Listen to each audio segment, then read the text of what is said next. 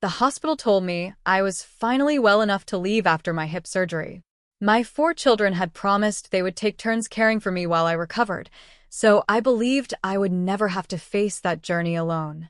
Instead, I spent 15 long days staring at an empty chair beside my hospital bed. Every phone call went unanswered. Every promise faded into silence. The only person who never forgot me was a kind nurse named Holly. On the morning of my discharge, she helped me into my coat and offered to call a taxi. But I smiled, ordered an Uber myself, and walked out of the hospital alone. At 72 years old, I realized strangers had shown me more compassion than my own family. When I unlocked the front door of my house, the silence felt unbearable. The refrigerator was nearly empty, holding only a bottle of water, an old lemon, and a little butter. My children had not only abandoned me in the hospital, they had not even stopped to think whether I would have food waiting when I got home. Sitting at the kitchen table, I thought about everything I had done for them through the years. I had loaned thousands of dollars to my oldest son, Brent, allowed my daughter Nicole to postpone rent on one of my apartments, paid my son Trevor expensive health insurance for years, and continued sending monthly money to my youngest son, Austin, even though he was a grown man. I had spent decades putting their needs before my own, believing that one day they would do the same for me. I was wrong. Instead of crying, I opened the black notebook my late husband Raymond and I had used to manage our finances. Every loan, every unpaid rent payment, and every monthly allowance was carefully written inside. Looking at those pages finally opened my eyes. My children had not ignored me because life was busy. They ignored me because they believed I would always forgive them and continue paying their bills.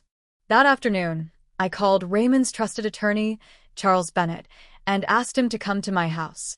I wanted to review my estate and completely change my will. When Charles arrived, he carried documents my husband had prepared years before his death. Then he shared a secret even I had forgotten. The land beneath our old rental apartments had become one of the most valuable commercial properties in the city. Developers were already offering more than $20 million for it. I sat there speechless.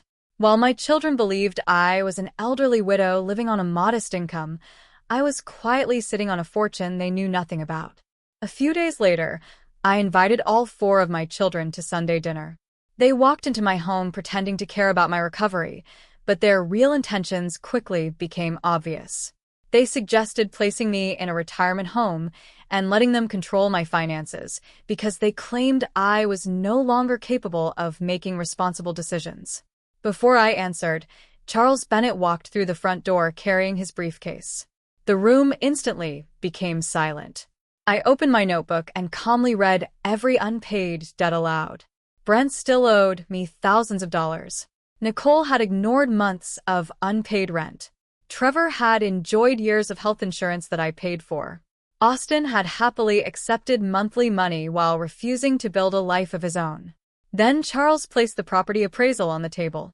Every face turned pale when they learned the land was worth more than $20 million. Within seconds, their anger disappeared and desperate apologies took its place. They begged for forgiveness, promised to change, and suddenly remembered how much they loved me. But I finally understood the truth. They were not afraid of losing their mother. They were terrified of losing the fortune they believed would one day belong to them.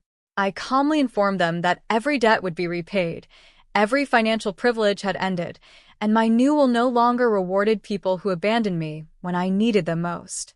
After they left, I looked at the untouched dinner on the table, and I called Holly, the nurse who had treated me like family when my own children refused to. She arrived with her husband and children, and together we shared the meal that my family had taken for granted. Their laughter filled my home with warmth I had not felt in years. That painful experience completely changed my life. I sold the property, created the Raymond and Lorraine Foundation, and dedicated my fortune to helping elderly people who had been forgotten by their own families. Looking back, I realized the greatest lesson was not about money. It was about self-respect. Loving your children should never mean allowing them to use you. Sometimes the strongest act of love is having the courage to say no. Those 15 lonely days in the hospital became the beginning of the happiest and most meaningful chapter of my life.